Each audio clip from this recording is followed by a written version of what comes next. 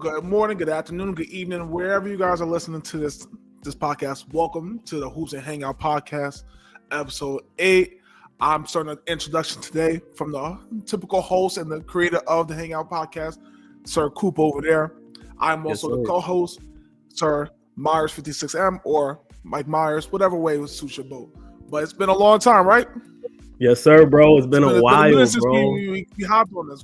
A lot of the world changed since the last time we hopped on this. Trades, a lot has trades, crazy. All-Star weekend. There's been a lot of different type of trades. Been a lot of different type of injuries. There's been a lot of different type of swings and sways of how the season's going for certain teams. So we definitely got a lot to talk about. We got a lot to talk about today. I'm excited for this show. I'm excited, bro. Can't lie. Because we got a lot to talk about, as you said. Just life has just been life, and that's kept me from being on this pod. So I apologize wholeheartedly for us not being able to drop more consistently. But hopefully from now on, I got certain stuff in my life together. We can start being a little bit more consistent. Life is always life, and we understand, we expect it. Trust me, my life be life too. So I definitely get it. But today's a special day because I'm here, with my guy, and we ready to go. You feel me? Yes, sir. So, let's get started. So I'm gonna just start off on just putting you directly on the spot, bro. There's been, inklings throughout the media, because the Knicks haven't really been. I would say they haven't really been as successful against some of the top teams in the NBA. I think they have like and I know they lost to the Celtics twice. They lost to Cleveland twice. I know they are 0-7 against currently the top 3 teams in the NBA. Mm-hmm. So I just wanted to know and get your thoughts just on whether you think the Knicks are still a legit contender. I know y'all just got Mitchell Robinson back. He looked good on Friday. So let's just get straight into it. I'm gonna put you on the spot, bro. I 100% do believe that they still are title contenders. Yes, they lost. So I see where people come from. Their losses against the top 3 teams have been bad losses. They have been getting blown out. It hasn't been close games. It's been about 20 points ahead for the top three teams. So I completely understand that. I completely understand. But the Knicks are also on pace to finish with a better record than they finished last year. On top of that, now they got their big man that's going to help out with the paint. Because what happens when the Knicks play is when they play against teams crash the middle because we don't have a rim protector because the tallest person would have been Precious Achiuwa, and Precious is only about 6'8". So they crash the middle. We all crash, and then they kick out. And then it's an open 3. That's why the Knicks have the worst 3-point defense right now. Yeah. Having Mitch Robinson, Lord, please keep him healthy, mitigates the paint. So now teams have to think twice of going into paint all the time to kick out. Like, they're not going to be able to just make easy shots within the paint because Mitchell is a rim protector. He is a defensive presence. His body enough, his height and his body enough is enough to ward teams off. Yeah. Another thing why I think the Knicks are no, keep going. You hit it. No, I was going to say, I agree. Like, Mitchell Robinson being there is definitely like a huge addition because most importantly, you see in the East, you're going to have to face the Cavs. Actually, no, I think y'all would, honestly, the way y'all positioned right now, y'all would be facing the Celtics if y'all would play Boston. We would play Boston. We're probably going to finish 3, and we would play Boston. Yeah, if things finish off the same way, I think. So what I'm thinking, getting Mitchell Robinson back is going to provide that stability at the big. You have someone to throw on Porzingis. I'm hearing Porzingis just got injured too. He tore a ligament in his finger. And I'm thinking more particularly Mitchell Robinson's going to help y'all against his finger. But I'm going to let you continue. My fault. Go ahead. No, you good. No, because Mitchell Robinson changes everything. A lot of people don't understand that Knicks were playing without a true center. And everybody wanted the Knicks to make a trade for a center. Me as one of them who wanted the Knicks to make a trade for center. But then you looked at the market, there really wasn't any centers who was available. So they stuck to their guns with Mitchell Robinson. They gave him time to get healthy because they didn't rush him back. They could have probably rushed him back, but they didn't rush him back. And the fact that I think he missed over 50 games compared to the playoffs, and now like he had enough time to get his body healthy. Now he just got to get his stamina, his wind under him. And then the Knicks are going to be fine. And the last how's OG? I know OG has faced some injuries. Did he come back yet? Yeah, OG's back also. He had a big 3 against the Grizzlies. So he hit the game winner. So the team's coming healthy. The team is right where they need. I personally think the Knicks are ahead of schedule because when is the last time you ever seen a collection of two key starters come onto a team and they instantly win the championship? It's very few times that ever happened in NBA history. The Miami Heat didn't even win the championship when LeBron and Chris Bosh got to the first year. So I personally think they're ahead of schedule. I think they're going to be built. The Knicks are built better to survive the next 3 or 4 years compared to the Boston Celtics and the Cavs. So this year, like I said, a ball bounces one way, or I don't want to wish injury on any player, but injury sways one way for one team. The Knicks can easily find themselves within the Eastern Conference Finals to the NBA Finals, because if you look at, they lost 7 games against the top teams. I think the Knicks only got like 15. I think they only got 18 losses, or no, 21 losses. Everybody below them they have beaten. They have beaten. The Grizzlies was tied for second in the West. They just beat the Grizzlies. Any team from who's not OKC, Boston, or Cleveland, the Knicks match up well and they beat them. So I think they're right where they need to be. I'm gonna put it this way. I just think the regular season stats could be a little inflated a little bit. I think we could be overreacting a little bit because we haven't seen the Knicks at full strength. We haven't seen Mitchell Robinson, and I think the Knicks, they have the pieces. I will say, I forgot what day it was. I think when they was playing Philly, I saw that game. Mikal Bridges, I think he's going to be the key for the Knicks. I think if he can step up, Mitchell Robinson's going to do what he's going to do. Jalen Brunson is going to do what he's going to do. But I felt like last year, a lot of times in the playoffs, teams will put a bigger guy on Jalen Brunson, and it will kind of like neutralize him to a certain degree. That's why Mikal Bridges as a secondary ball handler is going to be so much more important. So we don't really need to see Brooklyn, but we need to see certain flashes of that number one option that he was in Brooklyn, right? And I'm not gonna lie, so far I kind of been disappointed with Mikal Bridges. I'm seeing it's a little bit inconsistent. I know you said they got to develop some type of team chemistry and consistency, but what's your thought on Mikal? Year two Mikal Bridges is gonna be so much better than compared to year one Mikal. He's still trying to figure out his spot, his role, where he fits on this team. Right, year two Mikal is going to be so much better than year one Mikal. Yes, sir. No, I agree. With Carl, it's easy transition for Carl because he's a big man, and Knicks never had a big man presence to begin with. So, and he can stretch the court, so he can easily just simultaneously fit. And he's that dude. Carl can almost fit into that. He could fit into any team. You put Carl into team on any team, there should not be no drop of production, whatever. Mikal is trying to figure out his role because Brunson's the primary ball handler, so Brunson's the first option. Carl's the second option. Now Mikal's trying to figure out if he's the third option or is OG the third option. They're trying to figure and balance that out. Now, what I do hope for Mikal to work on this offseason, if he can become like a sniper like he once was when he used to be in Phoenix again, and have that consistent corner three or whatever, then his whole game changes completely because you have to guard him completely different. Yeah, for sure. I agree 100%. And I will say, in the play, like I said, the playoffs are a different ball game than the regular season. I think we've seen it last year. Like no one's expected. It causes people got to show up and perform in the playoffs, and it causes you to raise your level of play. Typically, we've seen it in Indiana last year. No one really expected them to make it that far. Certain teams like Orlando competing, and taking that first round Cavs series to 7. Like no one expected that. So it does kind of cause you to raise your level of play. That's why you can't really value too much on the regular season, because oftentimes players are being in certain games, players are being rested.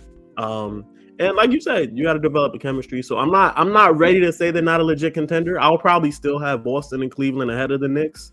Of course. I think the Knicks are going to be there. If it gets stressed out 6-7 games and in the Garden, like there's a game 6 or game 7 in the Garden with that home court advantage. Come on, you got still one game. It's still one game. Win your games at home, and now you got the home field advantage. That's it. Stress. I'm telling you, we have seen Cleveland fold before. We have seen them fold before. They have folded many times against the Knicks. So, the Knicks has that history against the Knicks. So yes, we do. It's gonna be exciting, bro. It's gonna be exciting, bro. I'm hyped. It's gonna be exciting. Yes, sir. So we're gonna move on. Like we said, we had a lot of trades happening. A lot of just my emotions from the first half of the season has been caused by this man. We just gonna reflect. I'm just gonna reflect a little bit on the Jimmy Butler trade. First off, I just want to say I'm glad he's in Golden State. He's getting his money. He's getting paid. That's gonna be it's already looking like a scary tandem. I'm gonna leave it at that. I was always somebody that said, I believe we should have paid him because now we're seeing the fruits of just the benefit of what Golden State has done. But at least on my end, I am pretty happy with the return that we've gotten. I'm not ready to say we're going to win the championship this year or nothing, or we're going to make a magical playoff run. Although we could, because we've done it, right? I'm not ready to say that. We got to make the playoffs first. But I do like the haul that we got back. Andrew Wiggins, I feel like they pretty much balance each other out for when Jimmy was here. He was averaging 17. Andrew Wiggins pretty much averaging 17. And you get value back just because Jimmy just wasn't on the court consistently. We got Davin Mitchell back in the trade. We got Kyle Anderson, Mr. Slow-Mo. So I do like what we got back, and I could tell we've sort of figured out what we want our identity to be, which is defense, hanging our hat on defense. I don't know if you know, but Davin Mitchell against some of the top guards in the East. He's a great defender. He's a great defender. He's a great defender. I don't have the exact stats, but I've seen something saying like against Dame, against JB, against Halliburton, when in those games that he was guarding those players, they didn't score in double figures. So I'm willing to get that back, right? It allows us to be a little bit more defense versatile with Andrew Wiggins, another wing defender who can guard multiple positions. So I do like what we got back in the haul. And we're starting to develop that chemistry a little bit this year to really make that last playoff run. The first few games were a little iffy. But the biggest thing with this Miami Heat team is that I was scoring, bro. I don't know if you watch much Heat games, but when I'm watching these games, we're in the game most of the game. We're even up. By the time the fourth quarter gets around, it's like we forget how to put the ball in the basket. It's like nobody wants to it's like everyone's scared to put the ball in the basket. Against OKC, we was up by 20 most of that game. They ramped up their defense in that fourth quarter. We looked like we look like a deer in headlights, bro. Like we sometimes don't even know what we're doing on the offensive end. So like that's where I feel like we need to moving forward get a little bit more pieces on the offensive end. But I like the trade for what it provides on the defensive end. Hear me out. I have a question for you. Hear me out. Do you think that, in my personal opinion, I think that Pat Riley and Eric Spoelstra is ruining the Heat's future. Now, hear me out. The Heat should tank. They should lose. Right? Get into the draft. Get an Ace Bailey. That could be your next scorer. It depends if you want to give Tyler. But Mike, here's the thing, maybe. Bro. This is where we messed up. We don't have a draft pick this year. Our draft pick is Golden State's draft pick. So it's like we can't even tank. So it's like Pat Riley said he's like, he thinks we got the team to come. That's my problem with Pat Riley. He always thinks just because we did it once or we did it twice, we made deep playoff runs with these type of teams with undrafted players. He always just think that we just going because of the culture, we just automatically gonna make it. So that draft pick goes to Golden State, right? And they traded Jimmy to Golden State. They didn't think they could get the draft pick back from him.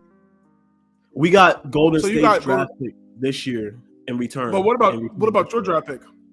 Our draft pick for this year? Never had our draft pick. I think OKC has our draft pick. I think OKC has our draft pick right now. So all right, so it doesn't benefit you guys to tank it anyway. Okay. Yeah, that's what I'm saying. Like, I mean, I would have. He's never been the type to tank. Because, like I said, is Tyler Hero going to get paid? Is he going to be? I don't know if when he's eligible for a contract extension, but are y'all paying Tyler Hero? He just got an season this year. I think they're going to pay. He just got an extension. He just got an extension like 1-2 years ago, but I don't know when that contract is going to be up. I don't know off the top of my head. I gotta look it up. And then how you feel about Bam Adebayo? Like, are you guys going to pay Bam? Not top. Obviously, he's never going to make top center money, but he's going to be probably get paid within the top 5 center. Do you guys feel like Bam Adebayo deserves to? He's the captain. I think he's gonna retire in Heat, bro. I think they're gonna set it up that way. You gotta see. I 100% understand. Like Bam Adebayo defense is great, but Bam is starting to hit that range where he's a better player than Rudy Gobert, but his contract's going to be like a Rudy Gobert. Like, what do you do with Bam? What do you do with Bam? What do you do with? I think we're gonna end up keeping him. I think what I did hear in rumors is that the summer of 2026 is supposed to be a big free agency class. So in my head, Kevin Durant will be open. That's why the Heat didn't extend Jimmy Butler, because they wanted to leave enough cap space in order for that summer 2026 free agency class. I think you said KD, he didn't request a trade, but I think he's going to get traded this summer. Maybe. He's going to request a trade at the end of the season. So do you feel like a team with Kevin Durant, Tyler Hero, and Bam Adebayo is good enough to? Andrew Wiggins too. Stop talking. If we get Kevin Durant, bro, we taking it, bro. We taking it, bro. That's all we need. All we need. So you think you're a top? So you think you're a top 4 team if Kevin Durant gets? You think you're a top 4 team in the East if Kevin Durant gets there? For sure. Because let me tell you why. Because nobody's gonna be able to score on us, bro. Right? Like I said, we're in games now. Now, when every night that I watch a Heat game, I'll be so disappointed. But we be in games till the third quarter. That's when my emotions switch every night. Like after the third quarter is when my emotions switch. We can get there against OKC. That game, we were up 20 for most of the game. Up 20 for most of the game. And then they choked in the end. They gave it up. I just feel like we're just missing that one offensive piece that we can just be like, go here, take it, score the ball. And that's what we're missing. Tyler Hero, he shows flashes of that, but he's still kind of young and it's not as consistent as I would like it to be. So if the Heat, plug Kevin Durant on the Heat right now. Are the Heat better than the Celtics? I'm not gonna get crazy. I ain't gonna get crazy up here and start to. I'm not gonna definitively say we're better than the Celtics. I personally like the underdog. Are you better than Cleveland? Would you be better than Cleveland? Would you consider yourself better than Cleveland? Okay. Yeah. Would you consider yourself better than the Knicks? Yeah. I'll be honest with you. I don't even think if Kevin Durant's on that team, I don't think you're better than the Pistons. Yo, don't be disrespectful, bro. Don't be disrespectful. You know the Pistons are nice. Pistons are nice.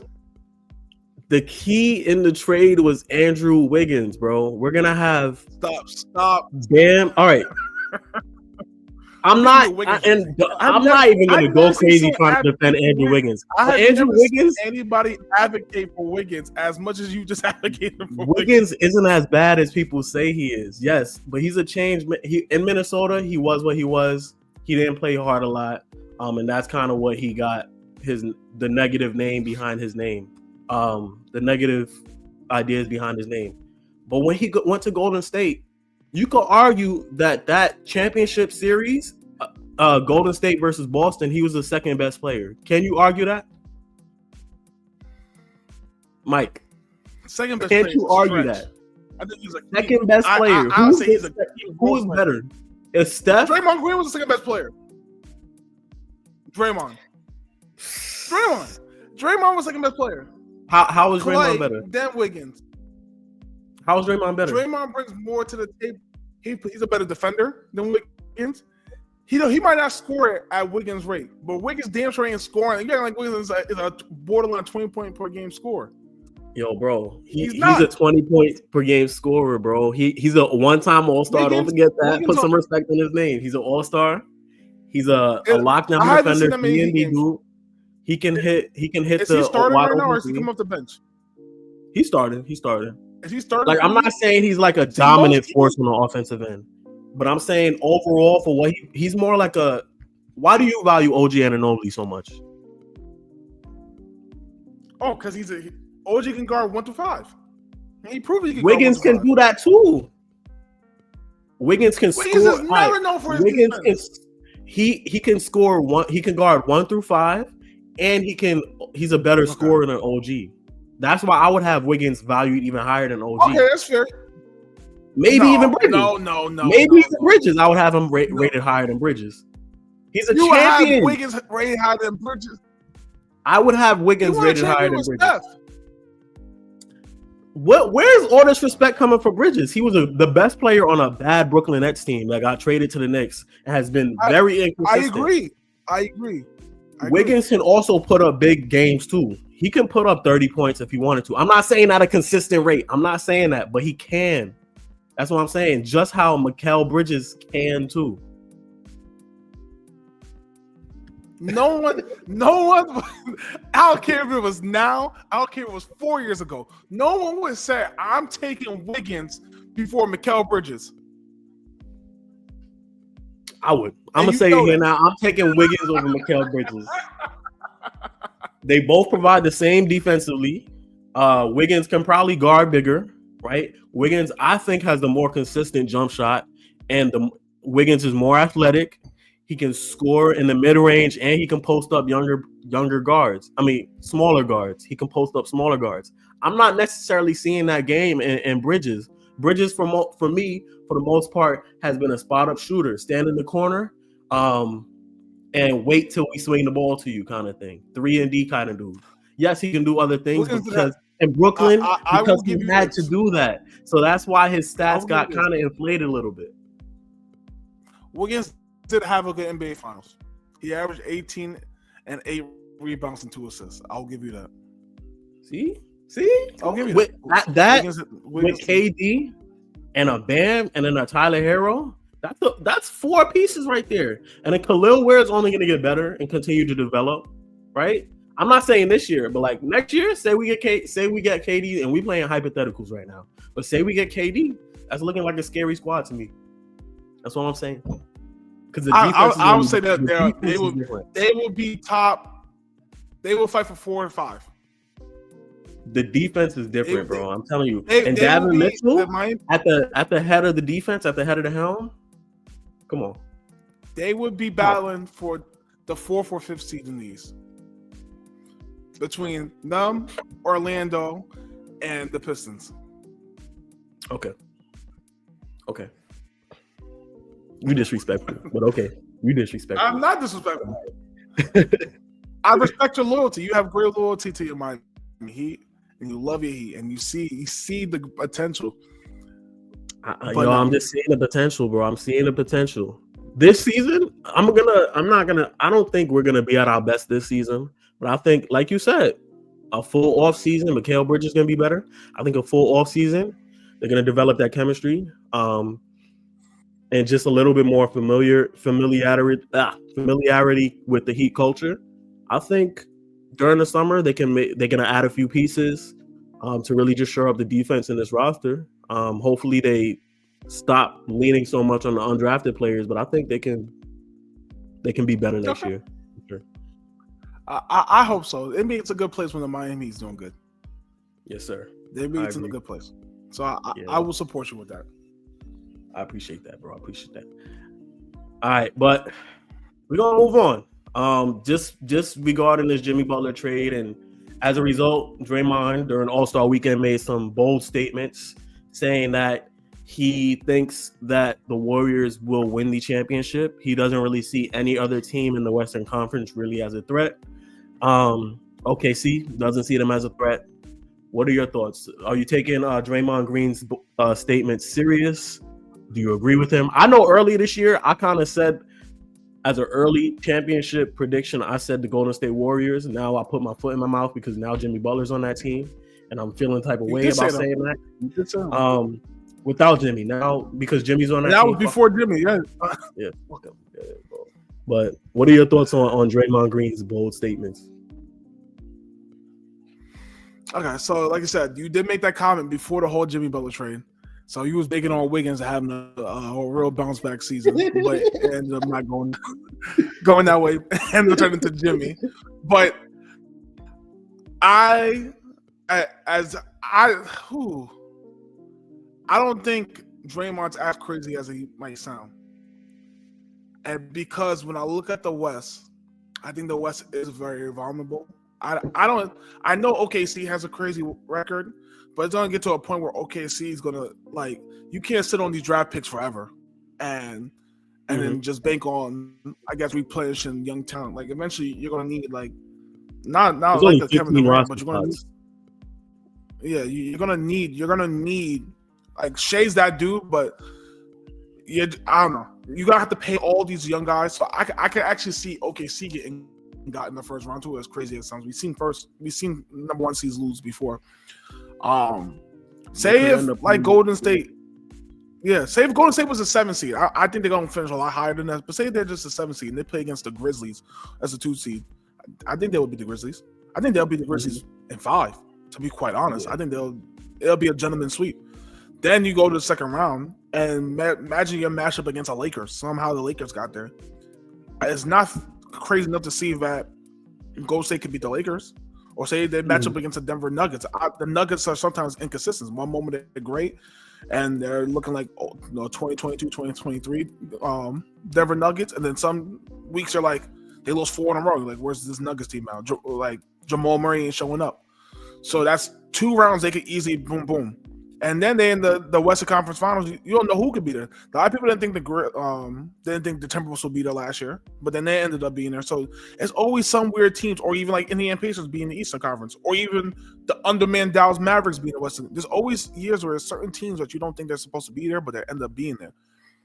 I don't know if they're gonna win the championship. I think that was crazy, but I am not saying that they don't have a shot to get to the finals, because you have Steph Curry who just dropped 50 the other night, and then you have Jimmy Butler who gets to the free throw line as much as he does, and he looks rejuvenated. And then Draymond is a good defender. No matter what people might want to say about his skill set and everything, he fits perfectly for Golden State and what Steve Kerr wants to run. So he fits well. And then you have a Przinski who can like fill in. Kuminga's going to get healthy soon, so eventually Kuminga comes back. I don't think they traded Kuminga. I think Kuminga's still on that team. So Kuminga should be coming back. And then I saw this tall white boy the other day. He was cooking them too. He's kind of nice. Winning post, yes. Bro. Some second rounder that I was like, yup. I was like, who is this dude? This dude low key, he could shoot. I was like, he might not be a defender, but I was like, he's low key cooking. So it's not crazy. The West is so wide open. Yeah, I want to say I agree. I hate to say that I agree, because even though I made like the Golden State early season prediction, I actually hate the Warriors. I'm actually a Warriors hater. So the fact that, and now that Jimmy Butler's there, so now I gotta hate them. But I want to say, like, I agree with these statements only because we've seen them do it. We've seen them do it. In 2022 was when they won the championship. We've seen them do that. No one expected them to win that year. And as far as the matchups, like you said, like, OKC is still young, and I'm not able to confidently just be like, OKC, yes, they're gonna beat the Golden State Warriors. Mostly because Steph is gonna show up at this point, right? And young guys in the playoffs tend to shy away and not play as well during the playoffs as they do in the regular season. OKC has a lot of young guys. They've done things to shore up that roster, adding Hartenstein, Caruso, and other players, but I just think generally the people that they lean on in OKC, they rely heavily on that young talent, and we got to see them do it. A team like Memphis, I've never really truly believed in Memphis all that much. Denver, like you said, just the consistency and things like that. They also do, outside of Jokic and Murray's been inconsistent. I don't know what they're gonna get out of those other guys like Christian Brown and Russell Westbrook. Because they're going to force Russell Westbrook to shoot that jump shot in the playoffs. That's what teams do. They try and get you to, focus on your weaknesses. So who else is up there? Who else is there? LA, I think they just have like. And then LA's 4, and then like LA don't got a big man. But they have glaring weaknesses. I don't know who's guarding Steph Curry. It's not going to be Luka. It's going to be Austin Reeves chasing him everywhere. And then they got defenders though. They got defenders though, but they got defenders, but I just don't know if it's gonna be enough to just rely on. Because if I'm Golden State, I'll put Dre on LeBron, and Jimmy on put Steph on Luka. Yeah, Steph on Luka. Jimmy on Luka. Jimmy on and then you just let him. Yeah. Jimmy could be on Rui. He could be on Hachimura, or he could be on Austin Reeves. But like, Golden State's not a good matchup for the Lakers at all. It's not a good matchup because you're going to tire it out LeBron or whoever, Finney Smith, whoever's going to have to chase Steph Curry around the court is going to get tired. It's going to get tired. And then you're going to have Jimmy go slashing in the paint or Draymond slashing. Like, that's not a good matchup for them. And that's 4. That's 4. 5 is, I think, is right now still the Clippers or somebody else. So it's like you see that right there. Yeah, I'm leaning more on Golden State. Mavericks. I think Mavericks are fine. The Mavs, I feel like the Mavs is probably the one team that can beat them, right? Because only team. Anthony Davis. I think Anthony Davis, that addition can kind of offset anything that Golden State can throw on them because he's that dominant of a player, particularly on the defensive end. He's gonna be, he's gonna lock down the paint. Golden State's not gonna be able to get into the paint, and I've seen Jimmy Butler against bigger players, against those bigger lineups, he tends to not really play as well. We've seen it in the NBA Finals 2 years ago when against Jokic, and that Denver Nuggets team had the size, and he kind of struggled in that series in the NBA Finals. So I think we've seen it. I think Dallas is probably the one team that can throw things that can probably offset anything that Golden State throws out there. But again, it's about matchups in the playoffs. And they got the experience. I'm not taking them over the Celtics. I will tell you that. Right now, I'm not taking nobody over the Celtics right now. That's fair. I agree. All right. It's going to be interesting. You feel me? Luka Anthony Davis trade. It's been a while since we even got to talk about it, but I know it's been like months, probably a month at this point. Where were you when you heard this trade? What were your initial reactions to this trade? When this first trade came out, I was laying in bed. It was about trade came out late. It was 10:30, maybe 11. And the trade happened. Looked at my phone. I said, I'm looking for Anthony Davis. I said, this is a lie. So I'm researching, ain't no way. And then I'm saying, nah, I'm looking for Anthony Davis. And I said, ain't no goddamn way. Ain't no way that you trade Luka Doncic for Anthony Davis. Don't get me wrong, Anthony Davis is a great player. Probably will make the Hall of Fame. No, when it's all said and done.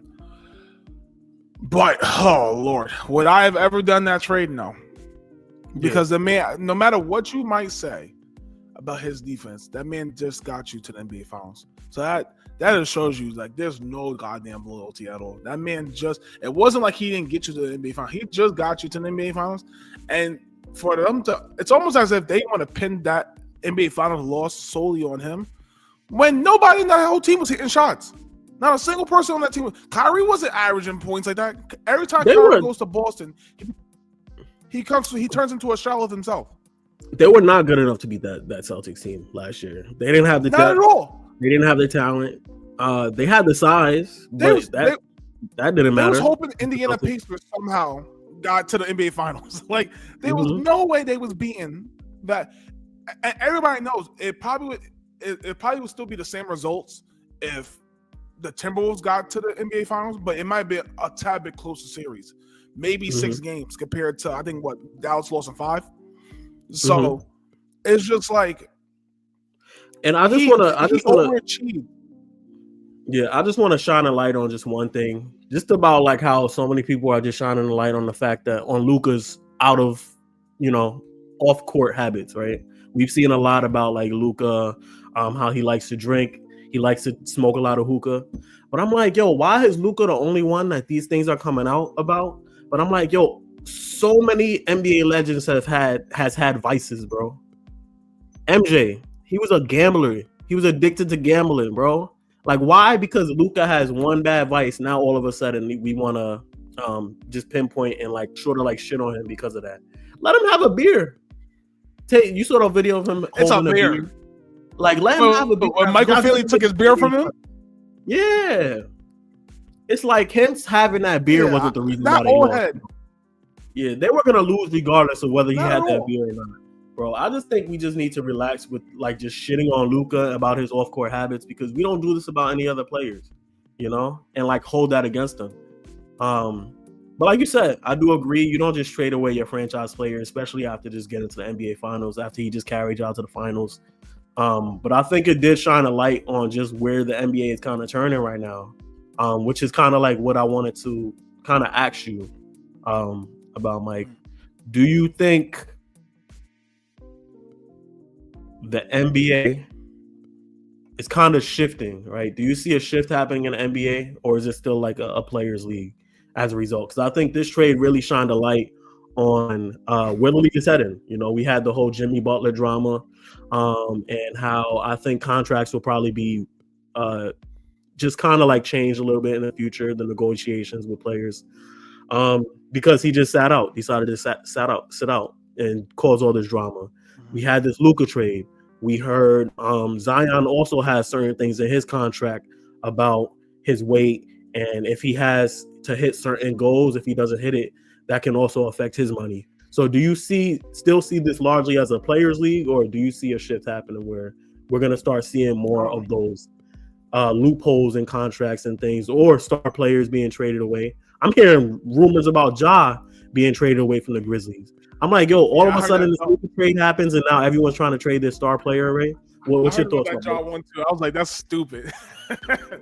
I get a Ja with the whole guns and everything, but he's put I think it's still a players' league. I just think small market owners who have small market teams get shaky. So like Dallas is not a small market. It's not small market at all. It's Dallas, Texas. But Mark Cuban was the owner. Now Dallas is owned by I think it's like almost like a firm. It's like many different business partners. Like a casino, I think some like the owners are like casino owners or something. Yeah.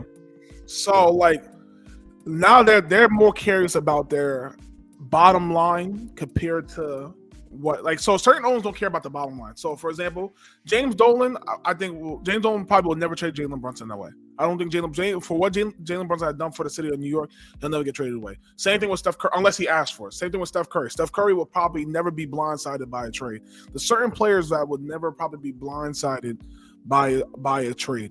You can almost make the argument like LaMelo Ball probably would never be blindsided by a trade because LaMelo Ball's too popular. And the owner needs LaMelo to fill the seats. There's even debates as to whether my bad for cutting you off. There's even debates as no, keep going. LaMelo's another example. There's even debates as to whether the Charlotte Hornets should trade him now too, because of I don't know what habits, but because he's just kind of like a showy player, but he kind of gives off the energy that he doesn't really care about winning. Like LaMelo, you could make the argument. I would consider it. I would hear a LaMelo Ball because he hasn't been consistent and he's been hurt and he don't have the same accolades like a Luka Doncic. But these owners, when it comes to that bottom line and now being concerned about the going into not the luxury tax, but whatever they call it now, the tier 2 or whatever, where the cap roster, right? Second they have apron. to pay all this coming. Second apron. There we go. Second apron. Some of these owners don't want to touch that second apron, so they'll do anything possible. And what happened is Dallas Mavericks touched the NBA Finals. They thought they were still that team. Like, oh, well, we can trade Luka and get the same production from Anthony Davis, right? Which may or may not be true because at the end of the day, Luka's about 5 years younger than him, and he does not have the same injury history like Anthony Davis. Now, Luka has been hurt last year or even this year, but it wasn't like they're consistent injuries. Davis has been injured for a long time consistently. So they're banking on the fact that they can sell their fan base we're going to win a championship this year or next year. But if they do not win a championship within the next 2 years, they're going to be right back. They're going to be worse than what they ended up because Kyrie has their team by the balls because they have to pay Kyrie. You can't let Kyrie now just walk into free agency. Kyrie, you got to pay Kyrie whatever he wants. If Kyrie says he wants the max of the max money, you're going to have to pay Kyrie that money. They cannot let Kyrie walk now. They put themselves in a huge pickle because they can't let him walk. Yep. So fair, right? It's the owners.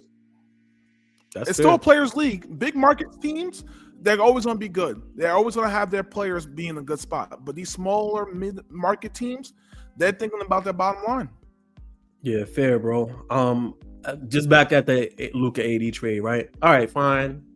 Luka's not in the best conditioning. His off-court habits, this and that, doesn't play defense, this and that.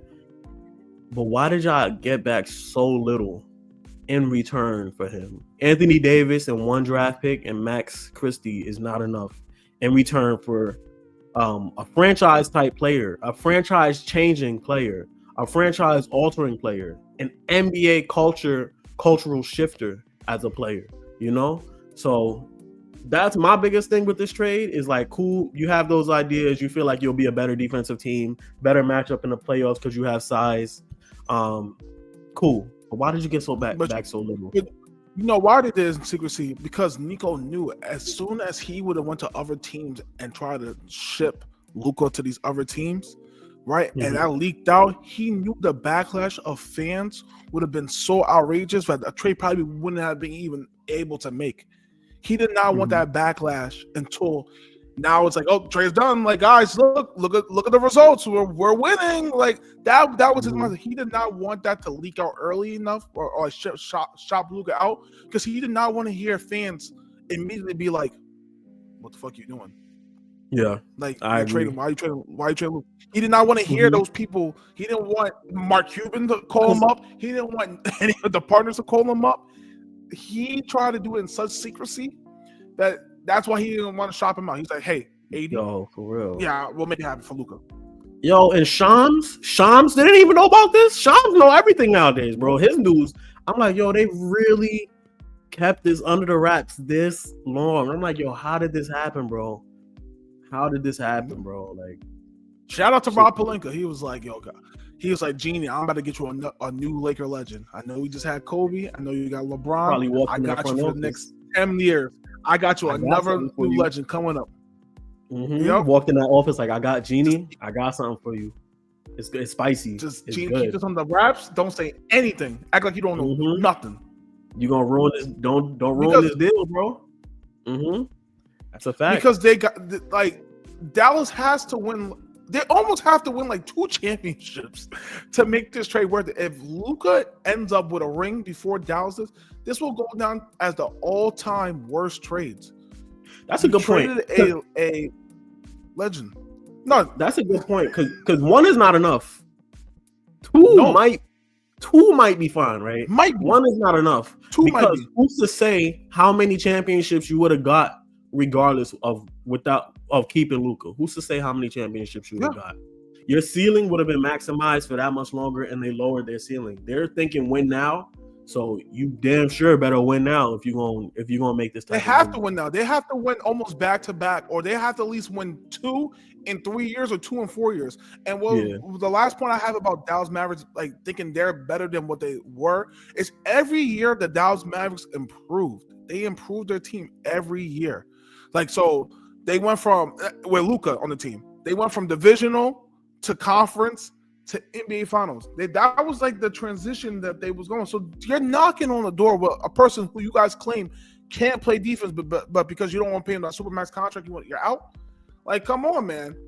Like they could have had Jalen Brunson potentially could still be on that roster because he would have took the whole low pay cut for like the 3 to 4 years and would have been on the roster. So you could have had Jalen Brunson even being the starter or a 6th man. Porzingis, because we may never know what he like. Porzingis, like they improved, but they just thought they was better than what they are. Nico's that man. He's on the clock. Steph Curry for Nike. He fumbled now with Dallas. Like Nico's.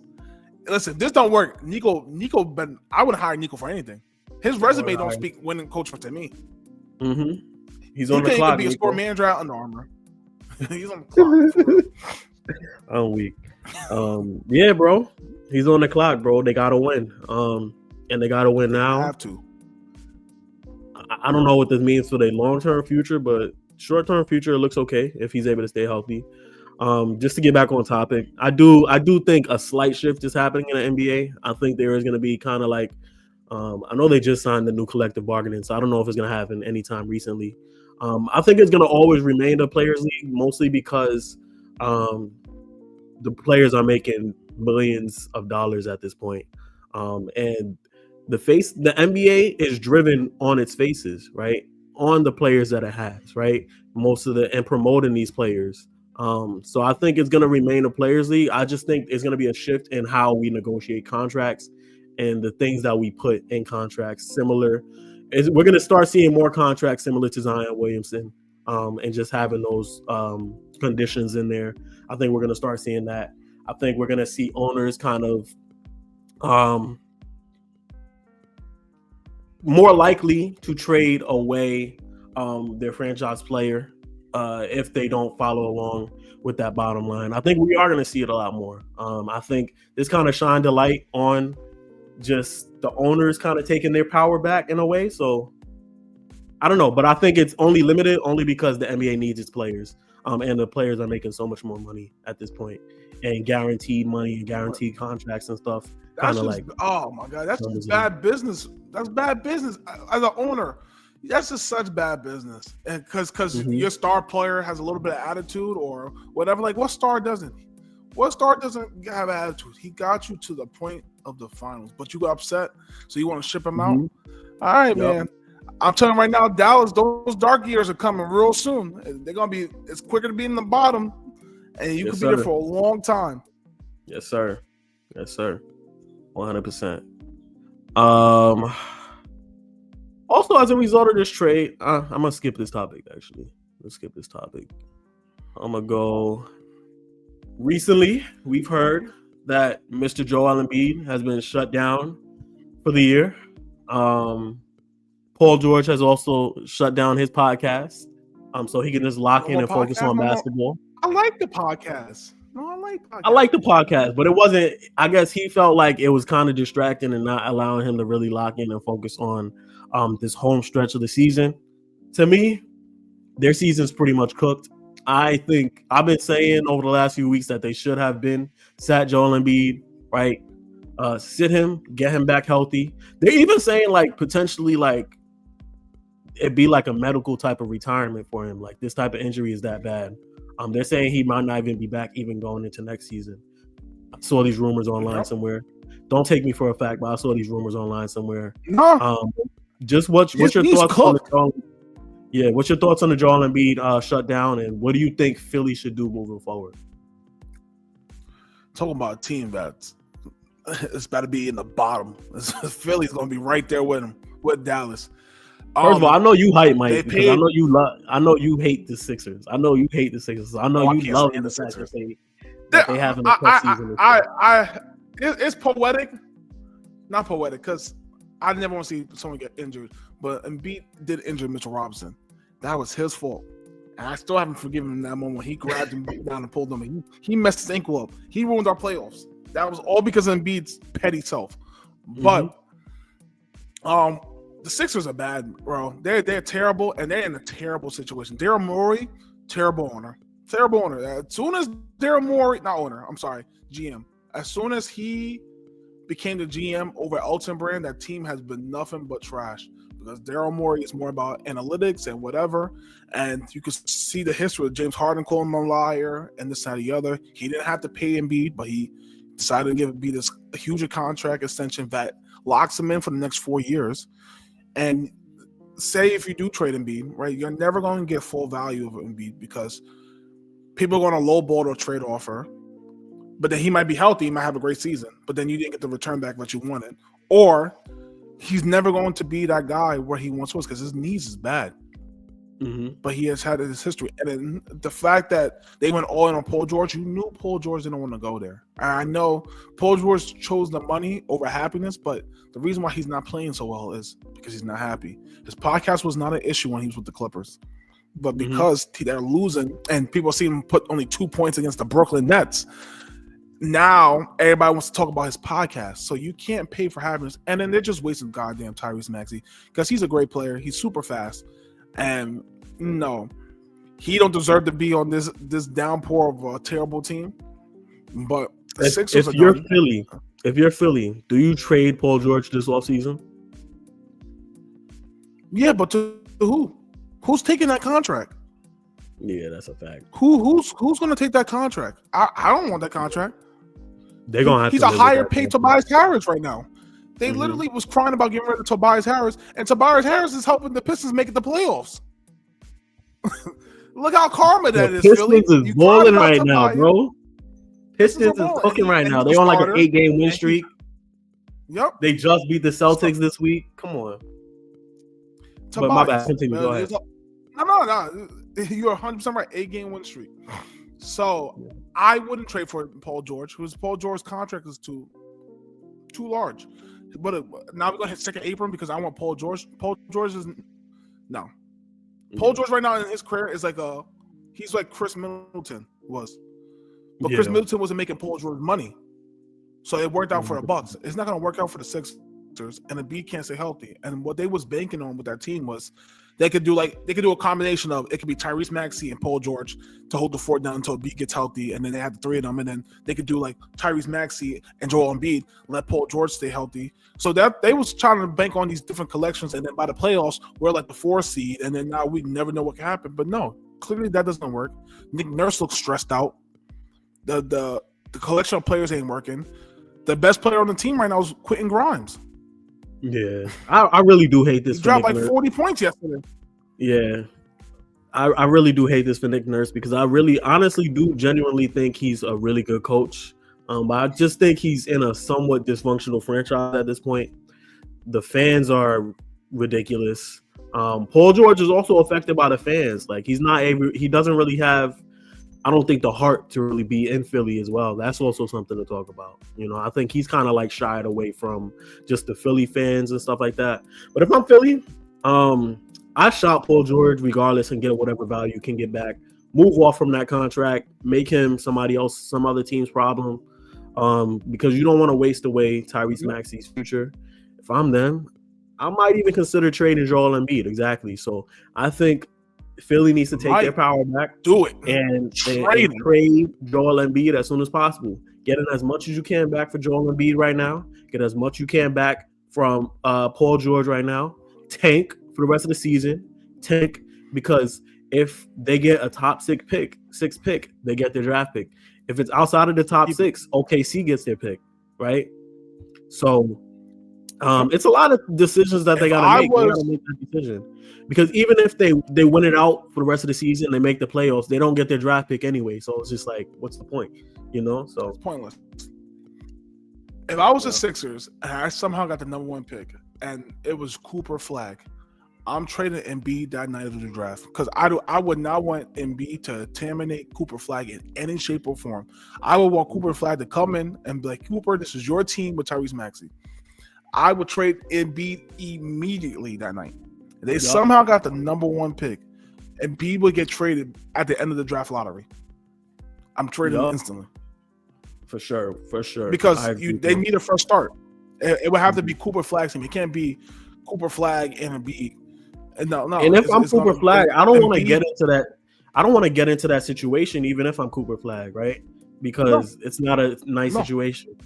You want to, as a young player, you want to come into the league and be able to establish yourself, establish an identity, figure out who you are as a basketball player. Having Embiid and Paul George there is not going to be good for you, because you're not going to have Cooper Flag. He might go back to college. He might go back to college too. He's thinking about going back. He might go back to college because he's making good money, and then he's seen the teams are on the bottom. He's like, so he might go back to college. Which is crazy now. It's a great environment to play in. Like, it's crazy. I want to see him come out. If I'm Cooper Flag, as an NBA fan, I want to see him come into the NBA draft.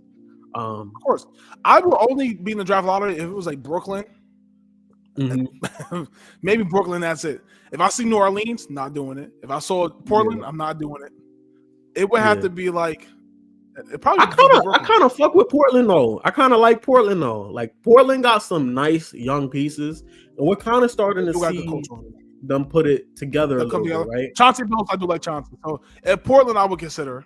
Who else is? I think Portland could potentially be like a Houston Rockets type team next year. Kind of like that young team that's starting to figure it out and put together wins. Because we're starting to see them put together some good wins this year. They're not a playoff contending team, but like, I'm starting to see some type of flashes from them, But yeah. No, I agree. Portland's a good city. As much as Dame was happy in Portland. He was super happy in Portland. Yeah, for sure. He just wasn't winning no more. It's a nice little liberal town. They got mad beer gardens. It's a cute little town, It's a cute little So, town. I mean, I don't know if they've never really gotten like many free agents, but who knows? I think that's gonna be a team that they built through the draft. Yeah. Yeah, if I'm Cooper, it's Brooklyn. Maybe Toronto. You want to go to Brooklyn if you're Cooper? If I'm going to, yeah, if I'm Cooper, because Brooklyn play hard. They do play hard. They might still make. They even might make the play-in. Low key. Yeah. Brooklyn play hard, but I wouldn't want to go to Utah. I wouldn't want to go. Honestly, if I'm Cooper, it's Portland or Brooklyn. For me. 100%. And he's gonna go into those franchises. I would not want to be and be the guy. Like he goes to Brooklyn, he's the guy. He goes to Portland. They got Scoop, they got Shaden, they got a few other pieces, but he's gonna be the guy in Portland. Yeah. So 100%. I like that for him. The Wizards, I kind of have 4 centers. I kind of even like the Wizards now too. I'm not gonna hold you because they just got Marcus Smart and Middleton. Obviously, I'm not gonna overrate them. But I think if the Wizards could get Cooper Flag, that could be a nice looking team going into next year. They could be like a Detroit Pistons type team because we've seen Detroit, they taking that next step, adding those veterans on their team and Malik Beasley. JB Bickerstaff. It just shows Monty wasn't a good coach. It just shows Monty had that one. He had that one good finals run, and then went all downhill since. Yeah, agreed, bro. All right, how you feeling, bro? You good? You still there? I feel good. All right, let's get it. Of course, I'm still here. All right. Can I log off? Yeah, I'm still there. I'm just checking. I'm just checking the temperature. Checking the. All right, I'm making sure. You got me nervous. Making sure, because we got a few more things to get through. No, I'm good. Want to make sure you're good. So let's go into. All right, one more thing, right? So recently, at All-Star Weekend, Anthony Edwards was asked if he wants to be the face of the NBA. He said, "Nah, he'll leave that for Luka, Wemby, all the international players." As a result of that, LeBron James this week was asked, I guess kind of like his idea on Anthony Edwards and what he said about being the face of the NBA. And LeBron says that I wouldn't want to be the face of the NBA because the media pretty much criticizes NBA because of how critical the media is on certain figures in the NBA. So I just wanted to ask you, do you think NBA media is a little too negative or critical when talking about the NBA players? No, because I think some of the players who get criticized they warrant it. I don't think every player gets criticized. I don't think the media. I really don't think the media criticized Luka. I don't think the media criticized Victor. I don't think the media have criticized. I don't even think they really criticized Jaylen Brown or Jason Tatum. Like if you're in consideration to be the face of the NBA, that means your game sets you above almost the rest of your peers. So why wouldn't you want that honor? Why wouldn't you want it? There's nothing wrong getting criticized. I think LeBron more or less said it because of like his criticism that he's gotten throughout his career. For example, right? Well, first, LeBron's popular. Go ahead. No, my fault. I cut you off. Like you remember, like First Take when there was like Stephen A. and Skip Bayless. Like that whole show has taken off and gotten popular just based on their arguments about LeBron and whether he's a GOAT with MJ. And Skip Bayless has made his career off of criticizing and shitting on LeBron. I wouldn't say it's many figures in media, but certain figures in media do kind of get a lot of their recognition off of the negative energy that they put out there for NBA players. My point is, but that's just life. Like people make money off of trolling other individuals. Like for my profession, right? There's a guy who is literally known as Dom the Troll, and his job is to literally troll law enforcement. He literally do TikTok videos to troll law enforcement, and it is what it is. You kind of wear it like a badge. Like, hey, this guy comes up to troll me, but it's all in good spirit. I mean, I'm just that interested where he wants to troll me. It is what it is. So I feel like players should want that honor. Like you should want to be criticized because that means like people are talking about you and people know that you're the best. Like Kobe Bryant My favorite commercial of all Kobe Bryant's things is when they did the whole serenading Kobe Bryant, and you see all these different type of people saying like they hate you, like they jumping out the stands. And see Paul Pierce, everybody saying like I hate you.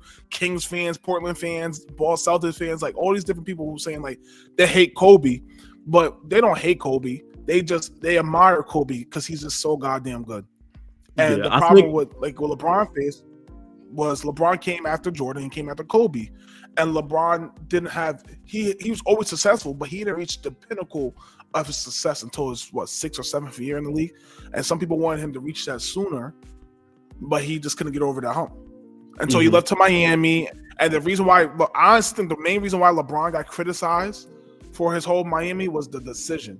If he didn't do the damn decision, where I was on ESPN and we waited 45 minutes to hear him just say, I'm going to South Beach, what made you super happy and made me upset because I thought he was going to go to New York, he would not have been criticized. But he decided to sit down and do a 45-minute whole interview. Yeah, I agree. I agree. I do think sometimes the criticism could get taken to a whole nother level. But I agree. I feel like most of the time it is warranted. Like for example, when Kevin Durant decided to go to Golden State, like I felt like that was completely warranted. And I felt like a lot of the media outlets were probably saying what a lot of NBA fans probably already felt, right? So like that was rightfully criticized, right? Because you left the team that beat you the year before and joined them, right? When you had a pretty damn good team, you was up 3-2. Great team. You had a pretty damn good team that came close multiple years. You made it to the NBA Finals in 2012. Granted, OKC made the wrong decision in keeping Ibaka over Harden, but so I just think like certain times the criticism is warranted, and most of the time the criticism is warranted. I do think sometimes it does get dragged a little bit. Just about like, for example, like Stephen A's criticisms of Kevin Durant being too sensitive.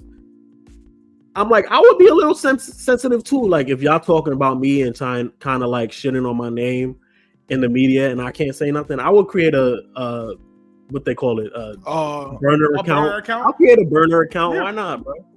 You feel me? Well, Kevin Durant is justified because, like I said, if Stephen A talks shit about you, Stephen A is considered a higher media market person than any of us is, right? So if Stephen A has an opinion, think about his opinion reaches more people than what our opinion does, or like a regular casual fan opinion does at this particular moment. We'll get there eventually. But so I can see why Kevin Durant would get upset if certain, like media analysts or media outlets come out and say one thing about his name or slander his name in some type of way, because then you're like, that's not true. Now you're trying to backpedal and try to defend yourself, but as soon as one information comes out, it's always out there. If someone starts one rumor about you in sports, it's always going to be out there for you. No matter what you want to do to try to get away from that image or like show like, hey, that's not me or never been me. As soon as someone posts like one article, that becomes like your image. It sticks with you for the rest of your life. So I see why players get upset about it. I just feel like Ant Edwards is one of those guys where like he has the look, he has the game, he has a smile, and I guess American basketball. American basketball players or Americans ourselves, we're seeing the Kevin Durant, Steph Curry, and LeBron's about to be gone. So we're hungry to find like who's going to be the next American player to be the face of the league, because we already see it's going to be Victor, we already see it's going to be Luka. But America itself, you still got to have pride of your own country, and that's why I think a lot of Americans are struggling. It's like this is not going to be our sport anymore. Yeah, for sure. And I think Gilbert Arenas was recently on First Take, and he mentioned Jason Tatum as the face of the NBA. And here's his point. He said only 4 or 5 other NBA players in the history have ever done this. One made 4 All-NBA teams. Multiple All-Stars, and won a championship by the age of 26. I think he said it was LeBron, Kareem, Kobe, and I can't remember the other names, but he said Jason Tatum is one of those people on that list. Do you agree that Jason Tatum could be a face of the NBA? I just think, and just to give my 2 piece on it, I just think Jason Tatum, it's a little difficult. I think he should be, or he could be, but because he's a Celtic, and generally people tend to hate the Celtics in general. Outside of Boston, I feel like everyone pretty much hates Boston. Like I don't really hear too many people saying. I was gonna say, because that Boston comment made is actually very interesting. Because I was gonna say, I think he should be the face. I think he is the face, but we don't talk about him enough as the face. Which you just brought out. Is it his personality? Like what is it? Is it because he's in Boston? What is he missing? Is it? Well, people thought he was corny because they said like, no, he did the whole no, we did it, whatever that nonsense is. But he should be the face because he's a family man. You see him with his son every day. You can clearly see he cares about his son, cares about his newborn, cares about his wife, they're not married yet, but his lover. He's quiet. He doesn't have any backlash when it comes to the media, but he's not advertised like a star. He don't have million commercials. His shoes not. So it's actually, I'm curious of why Jason Tatum doesn't get the recognition he deserves, because his game does back it up. He is a champion, and he plays in the second, or you can make an argument, the first most storybook franchise in the NBA, which is the Boston Celtics. Yeah. So he should easily be the most market player in the NBA. Yeah, he plays for them. And you see him in like a bunch of commercials and things like that. Like and he made Team USA this year, but people just don't want to give him that credit. Still, as a champion, he didn't play Team USA either, which is crazy. So I think that a little bit that hurt his image a little bit this summer too. Like him not playing for Team USA, that kind of put like a negative idea in the media and just out into the world this summer. But like you said, that's interesting. We're willing to put Anthony Edwards, who plays for the Minnesota Timberwolves, as the face of the league, compared to a person who plays for the Boston Celtics. This is almost as, I'm trying to think of a comparison in football. This is like as if Patrick Mahomes played for the LA Rams, right? But we still want to make Joe Burrow the face. Yeah. But Patrick Mahomes plays in LA. But you want to make Joe Burrow the person who plays for Cincinnati Bengals? Yeah, as like the face of the league? Like, no. It should who never won before? It should easily be Jason Tatum. Nah, 100%. I agree. Like, I mean, we'll see. Normally, time dictates who. Like, we never, like, as we was going through it, we never said Kobe was a face. We never said LeBron was a face. It just kind of happened. So, like, the fact that people are having these conversations we now, all knew Kobe was a face. Yeah, but like, it was kind of unspoken. That's the thing. Like, that's my point about this NBA. Who's the face of the NBA conversation? Because the media is such a spotlight on it. That I don't even think it really needs to be a conversation. I just think we just gotta let what might help this the way they do. What might help him is the reason why the torch was so easily passed from Jordan to Kobe was because Kobe was involved with the Lakers, and the Lakers went on a three-peat. As soon as Jordan retired, maybe it was like 2-year gap after Jordan officially was done with playing basketball, not the Wizard Jordan, but Bulls Jordan officially ended. It was like a 2-year gap, and then the Lakers went on a straight three-peat. And the whole Kobe and Shaq dynamic made it even more prominent. Granted, Shaq was winning the MVPs because Shaq was a better player, but Kobe and Shaq's personalities and that it was just in tune. It made everybody want to keep tuning into them. Yeah, it almost seems like Jason Tatum needs like not a Shaq personality around him to really have him be highlighted. Because in reality, Jaylen Brown would be his Shaq, but they would have to go on like a back-to-back or three-peat for him to finally start getting like his just due. And Jaylen Brown,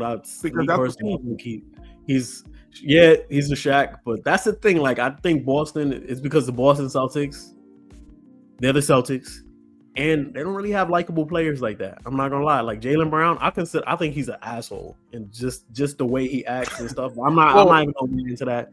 Just the whole. I mean, his issues with Nike is his issues with Nike. I just think he just gives off asshole energy to me a little bit.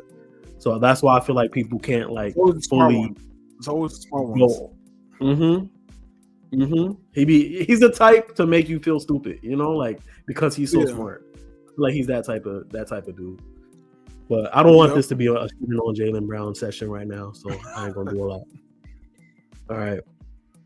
I got a fun new segment. Well, it's a segment called Ceiling and Floor. So I'm gonna just run through all the playoff teams at the moment, and you're just gonna tell me what this team's ceiling is. X team ceiling is the NBA Finals, or the X team ceiling is the Western Conference Final. X team ceiling or floor is first round exit. All right, so I'm gonna list off teams, and I want you to tell me what you think each team's ceiling and floor is. All right, I'm gonna start with the easy ones. Detroit, second round. That's their ceiling. Second round. Ceiling, second round. I bet. Indiana, what's their ceiling? First round exit. First round exit? No, first round exit. First round exit. Playing? Who would they be playing? Oh, they would be playing Milwaukee. The Bucks.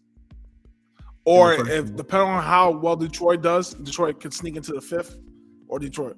But so you don't see them beating the Bucks or Detroit? You think so? Okay. No, they should have lost. They should have lost to the Bucks last year until everybody got hurt. No, I don't think they're better than Detroit. That's a fact. Okay. The Bucks. What's their ceiling? Second round. Second round? Okay. Second round. They'll run into like a Cleveland team and lose. You don't give him any hope against Cleveland, having Giannis. He's leading the NBA in scoring this year. No hope against Cleveland? No. They have the size to match up with Cleveland. I think that's the team that I think Cleveland can play any team in the second round. They probably would hope it is the Bucks, because they wouldn't beat the Bucks bad. They have too much size in the paint, and then Damian Lillard's not really a defender to guard Garland or Mitchell. I just don't see it. And Bobby Portis is suspended, so he should be back in the playoffs, but still. Okay, I just got it. Wait, hold on. Jimmy Butler's being sued. I just got this notification on my phone. Jimmy Butler accused of failing to pay $260K in rent and leaving more than $127K in damages to the home that he leased in Miami. In Miami? What is going on, Miami homeowners, they don't play. They want that bread. My thing is, like, we know about this. Shams knows all the other news. We have this private information about Jimmy Butler, right? Well, it's not private anymore. But we never knew about that Luka AD trade. Goddamn. Shit crazy. 260? What was you doing in an apartment for that guy to say that it's $260 worth of damages? Like, what were you doing? Don't you have kids? Like, what? You hit the apartment with a wrecking ball? Like, how you have 260? Like, what is happening, bro? Damn. All right, let's get back on track. We got distracted a little bit. Boston. What's Boston's floor? What would you say is Boston's floor? Eastern Conference Finals. It's East. So you would have them beating the Knicks in the second round? Yeah. Until I see it happen, I can't be subjective and say the Knicks are going to be. Until I see the Knicks beat this iteration of the Boston Celtics, I cannot say that they will lose to us. Okay, you're not a delusional Knicks fan. I like that. You're not giving delusion. No. Cool. Knicks ceiling and floor. Their floor second round. Their ceiling is Eastern Conference Finals. All right. Cleveland and lastly Cleveland, and then we're gonna move to the West. Second round is their floor. NBA Finals is their ceiling. Okay, cool. I'll mess around with the playing teams. Miami Heat. I'm still here. Is my camera glitching for you? Yeah, I see it. It's glitching a little bit. Oh, good, bro. It's not that bad. It's not terrible. Okay. So Miami. You still go. I'm still here. Miami Heat. Miami Heat is where are they at right now? They're in 7th. Say they stay in 7th, or say they. What's their ceiling? Their ceiling is first round exit. Nah, I'll probably the say floor the is they missed. The floor is they missed the play-in. Okay. They lose in the Orlando. First round exit also. They've been hurt too much, and they have a lot of ground to catch up. I don't think they were all right. So they're in 8th, right? They're in 8th.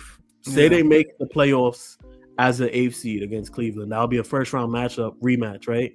They went 7 last year. Do you give them any hope to be Cleveland this year? It all depends if Franz Wagner's back, but other than that, no. Okay. I don't think Franz Wagner's back. Yo, speaking of Cleveland, how you I'm just all over the place, but what do you think of this DeAndre Hunter trade? I think that's a great trade that I feel like can really set them up to beat it. No, it's a good trade. I'm not saying they will, player. He can 3-and-D, coming off the bench. He was in the running to be 6th man of the year. So that is they made the right trade with a Hawks team who just decided that they're not going to try no more. Okay. All right, so we're gonna switch to the West, right? Golden State. What's their floor? What's their ceiling? Right now, they're currently sitting at 7th place. Their floor is first round bye. Their ceiling is Western Conference Finals. I don't know where the hell they're gonna go. They're in between those two range. Yeah, the West is hard because it's so wide open. Clippers. First round exit.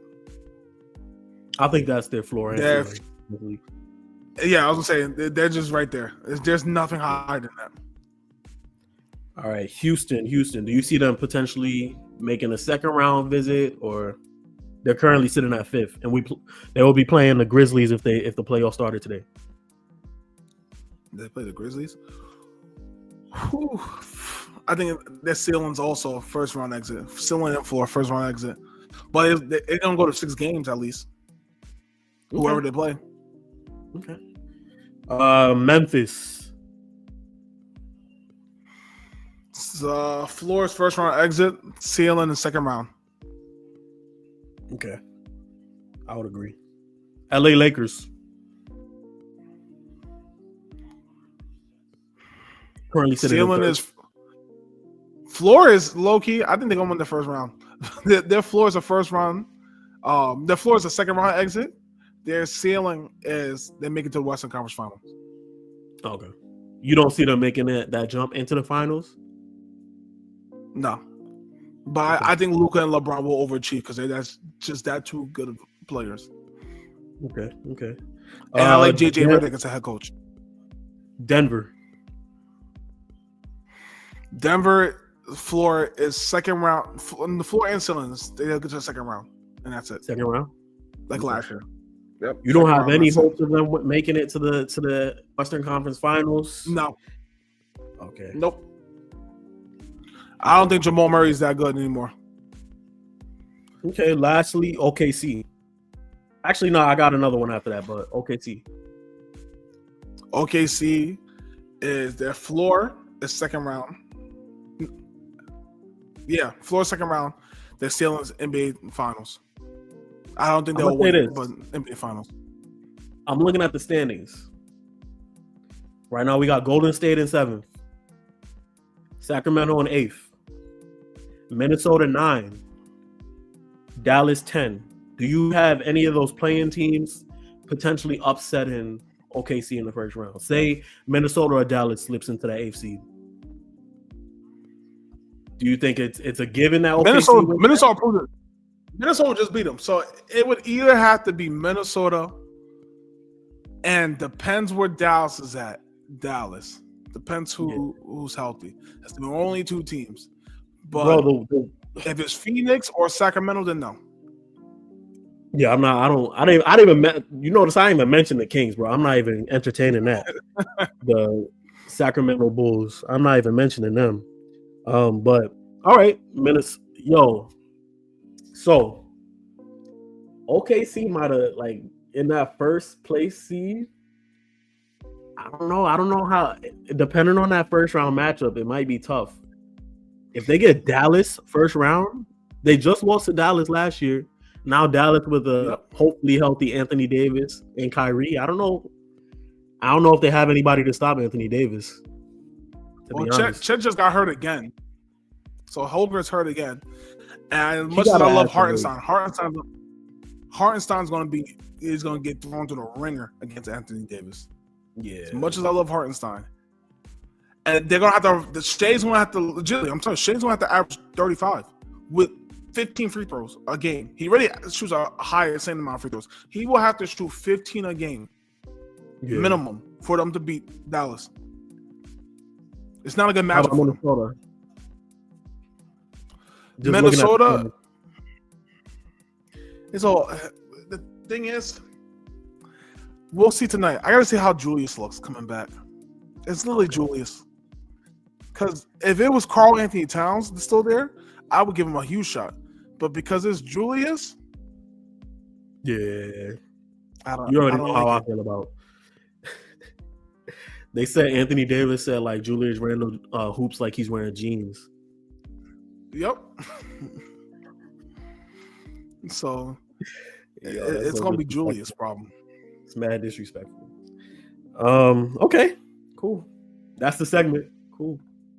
All right, I'm gonna do one more thing, and then we can end this show here. All right. No, you good. I got time. Oh, say less. All right. Best of the worst. The next segment is called. So I recently came across a picture that pretty much stated all the teams in the NBA that have yet to win a championship yet. So I thought it would be an interesting conversation or thing to ask you. Out of all the teams that are ringless so far, right? I have them listed there: Brooklyn, Charlotte, New Orleans Pelicans, Utah Jazz, Indiana Pacers, Minnesota Timberwolves, Phoenix Suns, Memphis Grizzlies, LA Clippers, and Orlando Magic. Who do you think is most likely to win their first championship out of this group of teams? Who's the best off? Who's the farthest? Who's the farthest away from winning their championship? Closest I would say is the Orlando Magic. The furthest away I would say would be the Utah Jazz. Utah Jazz? Okay. Utah Jazz. Why? I don't want to say the Clippers because Clippers will be able, because they played in LA, they have a good owner, the arena is gorgeous. They'll be able to get a free agent somewhere along the line. Utah is literally banking on draft picks hitting, and the draft picks they got from other teams, a lot of the teams are still really good, so they're not getting like a high draft pick either, except their own draft picks, and that takes a while for those to really start striving and being good. So I think Orlando is a piece away. Like if Kevin Durant goes to Orlando or goes to Miami, one of those Florida teams, it will put them either of those teams over the hump. I think Orlando probably might need them even a little bit more than Miami. Well, no, they both need them equally as much. But I think Orlando will potentially win their first championship because Kevin Durant's there. Okay. Looking at these teams, I would say the farthest, I would agree with you, either Utah or Charlotte. Charlotte.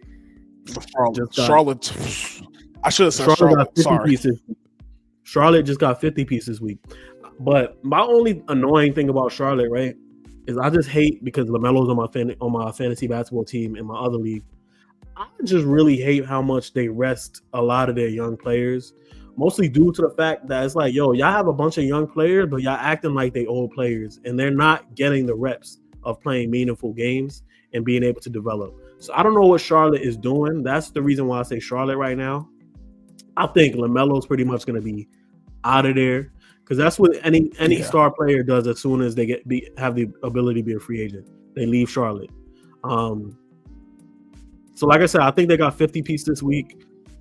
I don't even know how they expect their team to develop. Mark Williams is an injury prone player already in his first, second, third year in the league. LaMelo also another young player, very injury prone. and just not getting the reps and being able to develop as much as I feel like they should be. That's why I feel like Charlotte is going to continue to be at the bottom. You know, we've seen Detroit and teams like that, Orlando, Detroit, a lot of those young teams really take next steps. Houston, to be in the playoffs, right? When I've seen Houston, when they took this next step, Houston showed flashes the year before, last year, that they were going to be a good team this year. Even before Orlando made the playoffs last year, they showed flashes the year before. You're not seeing those same things in Charlotte, you know, and you're also not seeing those young players get reps together. So yeah, I'm gonna keep Charlotte at the bottom for now. Utah, at least they play. At least their players play. They don't necessarily have like a go-to star player yet. I think once they get that, they'll be a little bit, you know, set. The closest, I don't want to say Phoenix because I feel like they're kind of like in a weird situation because they're in that second apron right now. They don't have any draft picks and they have a bunch of players with a shit ton of money that they got to pay players. So I don't really see Phoenix. Minnesota, I feel like they took a step back in the Julius Randle trade.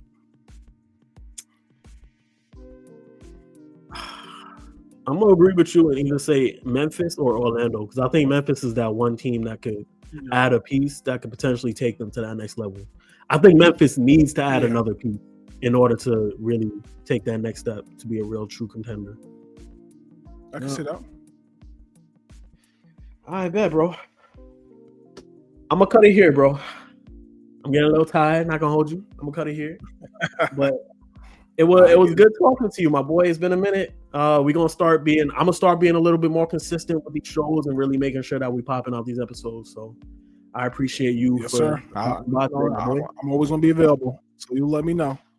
Yes, sir. I got you. So like I said, we're gonna be a lot more consistent. We appreciate everyone who tunes in every episode we drop. Continue to tune in, continue to spread the message, spread the word, and spread the love. And I hope y'all have a good end to y'all weekend. Any messages for the folks at home, Mike? Yeah, like I said, like the host said, continue to support us, continue to show out. We love talking sports, basketball, majority, but we like all sports, so football, basketball, whatever's current events going on, we tend to tie them into it. So, we got a wild end of the season going on. Now we're in the second half, so this is going to be exciting. Football season done, so this is when basketball tends to be the headliner going into spring into the summer. Like we said earlier in the start of the episode, it's going to be really exciting. The playoffs is coming. It's going to be interesting. This is one of the few years that I feel like any team can win it. I can see a team getting there, and I'd be like, you know what? I'm not surprised because I think the league right now is the most balanced it's been in a while. Yeah, for sure. All right. So, more content on the way, people. More content. I'm being more consistent with that. Mike, I appreciate you. Everyone have a good one. Peace. You too. Everybody.